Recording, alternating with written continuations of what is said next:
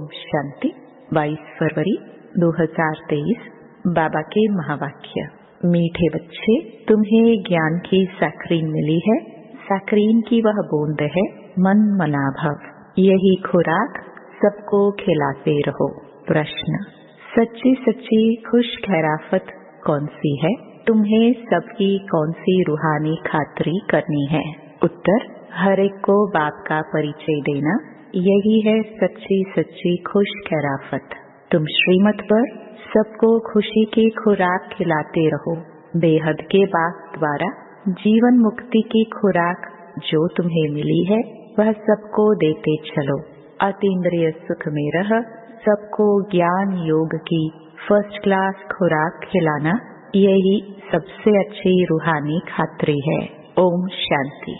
ज्ञान का तीसरा नेत्र देने वाला रूहानी बाप बैठ रूहानी बच्चों को समझाते हैं। ज्ञान का तीसरा नेत्र सिवाय बाप के और कोई दे नहीं सकता। अभी तुम बच्चों को ज्ञान का तीसरा नेत्र मिला है। अभी तुम जानते हो कि यह पुरानी दुनिया बदलने वाली है। बेचारे मनुष्य नहीं जानते कि कौन बदलाने वाला है और कैसे बदलाते हैं, क्योंकि उन्होंने ज्ञान का तीसरा नेत्र ही नहीं है। तुम बच्चों को अभी ज्ञान का तीसरा नेत्र मिला है, जिससे तुम सृष्टि के आदि मध्य अंत को जान गए हो।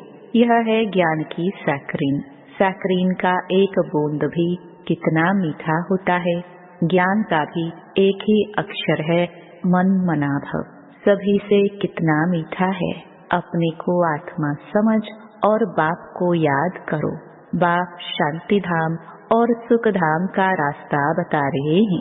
बाबा आए हैं बच्चों को स्वर्ग का वर्षा देने। तो बच्चों को कितनी खुशी रहनी चाहिए। कहते भी हैं खुशी जैसी खुराक नहीं। जो सदैव खुशी मौज में रहते हैं उनके लिए वह जैसे खुराक होती है। 21 जन्म मौज में रहने की यह जबरदस्त खुराक है। यह खुराक सदैव एक दो को खिलाते रहो। एक दो की जबरदस्त खातरी यह करनी है। ऐसी खातरी और कोई मनुष्य की कर न सके। तुम बच्चे श्रीमत पर सभी की रूहानी खातरी करते हो। सच्ची सच्ची खुश खैराफत भी यह है किसको बाप का परिचय देना। मीठे बच्चे जानते हैं बेहद के बाप द्वारा हमको जीवन मुक्ति की खुराक मिलती है। सत्युग में भारत जीवन मुक्त था, पावन था। बाप बहुत बड़ी ऊंची खुराक देते हैं। तब तो गायन है, अतीन्द्रिय सुख पूछना हो तो गोप गोपियों से पूछो। यह ज्ञान और योग की कितना फर्स्ट क्लास वंडरफुल खुराक है। और यह खुराक एक ही रूहानी सर्जन के पास है और किसको यह खुराक का मालूम ही नहीं है। बाप कहते हैं मीठे बच्चों, तुम्हारे लिए तेरी हथेली पर सौगात ले आया हूँ। मुक्ति जीवन मुक्ति की यह सौगात मेरे पास ही रहती है। कल्प कल्प मैं ही आकर तुमको देता हूँ। फिर रावण छीन लेता है। तो अभी तुम बच्चों को इतनी खुशी का पारा चढ़ा रहना चाहिए। तुम जानते हो हमारा एक ही बाप टीचर और सच्चा सच्चा सतगुरु है जो हमको साथ ले जाते हैं। मोस्ट बिलवड बाप से विश्व की बादशाही मिलती है। यह कम बात है क्या? तो सदैव हर्षित रहना चाहिए। Godly student life is the best. यह अभी का ही गायन है ना। फिर नई दुनिया में भी तुम सदैव खुशियाँ मनाते रहेंगे। दुनिया नहीं जानती कि सच्ची सच्ची खुशियाँ कब मनाई जाएगी। मनुष्यों को तो सत्युग का ज्ञान ही नहीं है, तो यहाँ ही मनाते रहते हैं। परंतु इस पुरानी तमो प्रधान दुनिया में खुशी कहाँ से आई? यहाँ तो त्राही त्राही करते रहते हैं। कितना दुख की दुनिया है। बाप तुम बच्चों को कितना सहज रास्ता बताते हैं। गृहस्थ व्यवहार में रहते कमल फूल समान रहो। धंधा धोरी आदि करते भी मुझे याद करते रहो। जैसे आशिक और माशुक होते हैं वह तो एक दो को याद करते रहते हैं। वह उनका आशिक, वह उनका माशुक होता है। यहाँ ये बात नहीं है। यहाँ तो तुम सभी एक माशूक के जन्म जन्मांतर से आशिक हो रहते हो। बाप कभी तुम्हारा आशिक नहीं बनता। तुम उस माशूक से मिलने के लिए याद करते आए हो। जब दुख जास्ती होता है तो जास्ती सुमिरन करते हैं। गायन भी है, दुख में सुमिरन सब करे, सुख में करे न कोई। इस समय बाप भी सर्वशक्तिवान है तो दिन प्रतिदिन माया भी सर्वशक्तिवान तमो प्रधान होती जाती है। इसलिए अब बाप कहते हैं, मीठे बच्चे देही अभिमानी बनो, अपने को आत्मा समझ मुझ बाप को याद करो और साथ साथ दैवी गुण भी धारण करो। तुम ऐसे लक्ष्मी नारायण बन जाएंगे। इस पढ़ाई में मुख्य बात है ही याद की। ऊंचते ऊंच बाप को बहुत प्यार स्नेह से याद करना चाहिए। वह ऊंचते ऊंच बाप ही नई दुनिया स्थापन करने वाला है। बाप कहते हैं, मैं आया हूँ तुम बच्चों को विश्व का मालिक बनाने, इसलिए अब मुझे याद करो तो तुम्हारे अनेक जन्मों के पाप कट जाए। पतित पावन बाप कहते हैं, तुम बहुत पतित बन गए हो, इसलिए अब तुम मुझे याद करो तो तुम पावन बन और पावन दुनिया का मालिक बन जाएंगे। पतित पावन बाप को ही बुलाते हैं ना। अब बाप आए हैं तो जरूर पावन बनना पड़े। बाप दुख हरता सुख करता है। बरोबर सत्युग में पावन दुनिया थी तो सभी सुखी थे। अब बाप फिर से कहते हैं, बच्चे शांति धाम और सुख धाम को याद करते रहो। अभी है संगम युग, खेवैया तुमको इस पार से उस पार ले जाते हैं। नैया कोई एक नहीं, सारी दुनिया जैसे एक बड़ा जहाज है, उनको पार ले जाते हैं। तुम मीठे बच्चों को कितनी खुशियाँ होनी चाहिए। तुम्हारे लिए तो सदैव खुशी ही खुशी है। बेहद का बाप हमको पढ़ा रहे हैं। वाह, यह तो कब न सुना न पढ़ा। भगवान वाच, मैं तुम रूहानी बच्चों को राजयोग सिखा रहा हूँ तो पूरी रीति सीखना चाहिए, धारण करनी चाहिए, पूरी रीति पढ़ना चाहिए। पढ़ाई में नंबरवार तो सदैव होते ही हैं। अपने को देखना चाहिए, मैं उत्तम हूँ, मध्यम हूँ व कनिष्ठ हूँ। बाप कहते हैं, अपने को देखो, मैं ऊंच पद पाने के लायक हूँ, रूहानी सर्विस करता हूँ। क्योंकि बाप कहते हैं, बच्चे सर्विसेबल बनो, फॉलो करो। मैं आया ही हूँ सर्विस करने के लिए, रोज सर्विस करता हूँ। इसलिए ही तो यह रथ लिया है।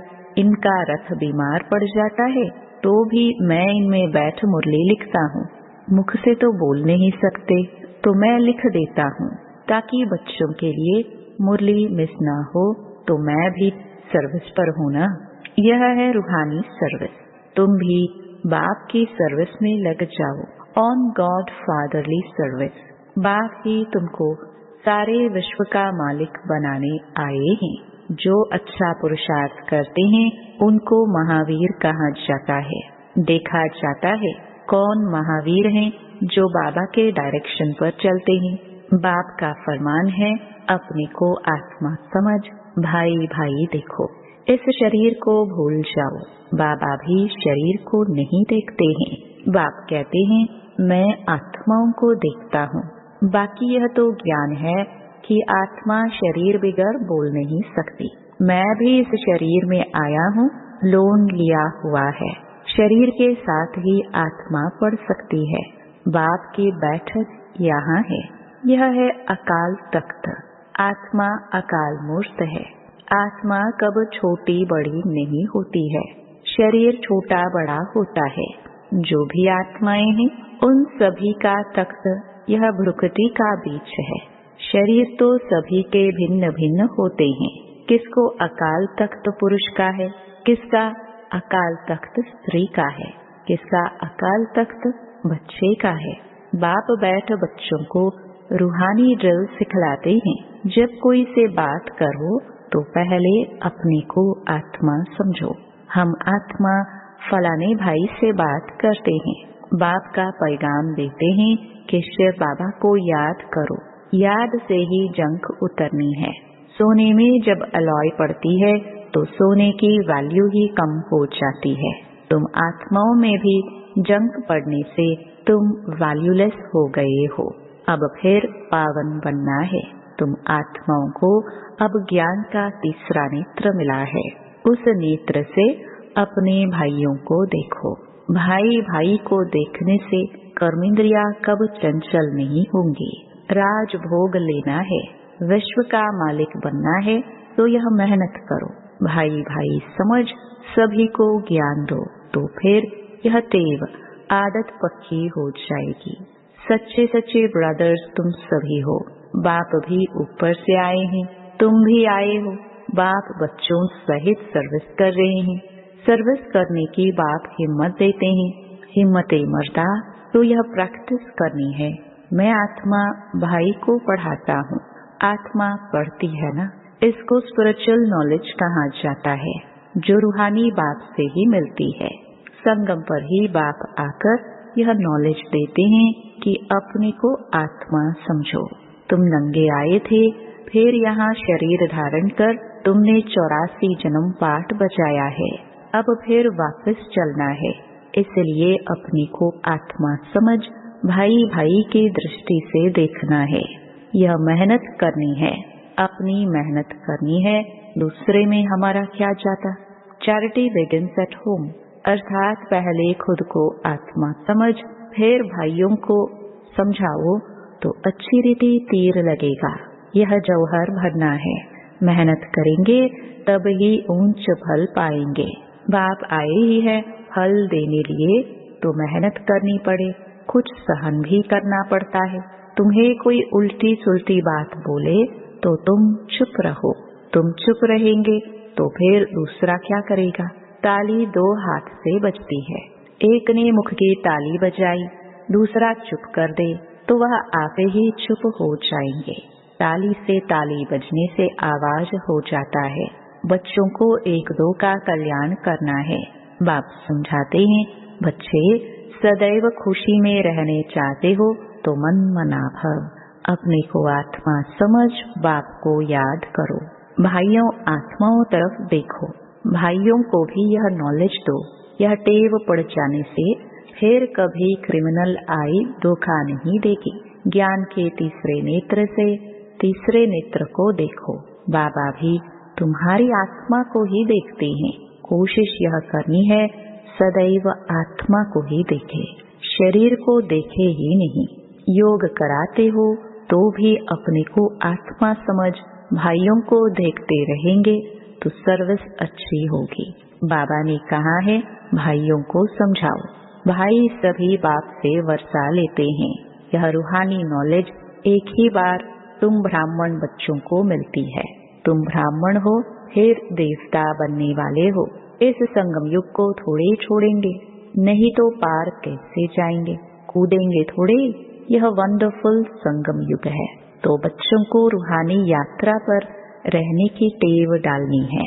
तुम्हारे ही फायदे की बात है। बाप की शिक्षा भाइयों को देनी है।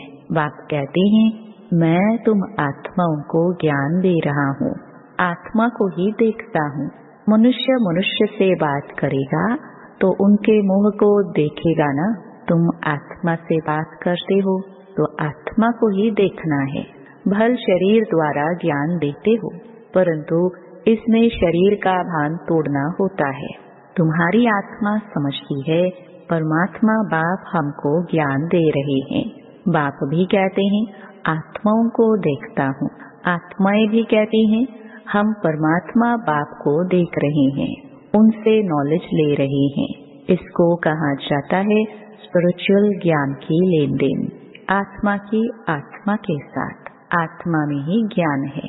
आत्मा को ही ज्ञान देना है।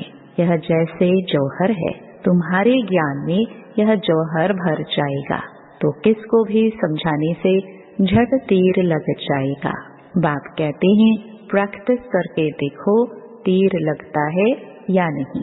यह नई टेव आदत डालनी है तो फिर शरीर का भान निकल जाएगा। माया के तूफान कम आएंगे, बुरे संकल्प नहीं आएंगे, क्रिमिनल आई भी नहीं रहेगी।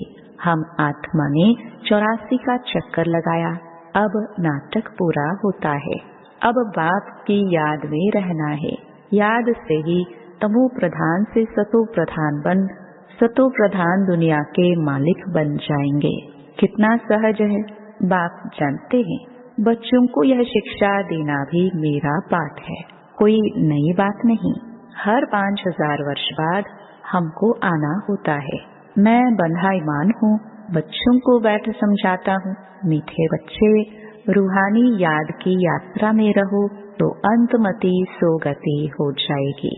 यह अंत काल है ना, मामेकम याद करो तो तुम्हारी सदगति हो जाएगी। याद की यात्रा से पाया पिल्लर मजबूत हो जाएगा।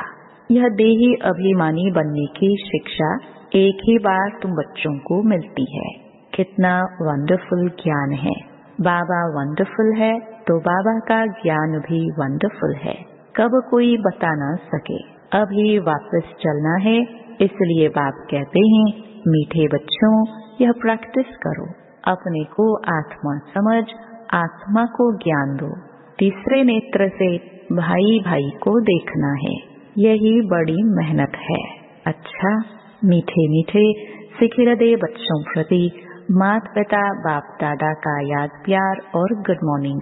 रूहानी बाप की रूहानी बच्चों को नमस्ते। धारणा के लिए मुख्य सार। पहला, आत्मा भाई भाई को देखने का अभ्यास करना है।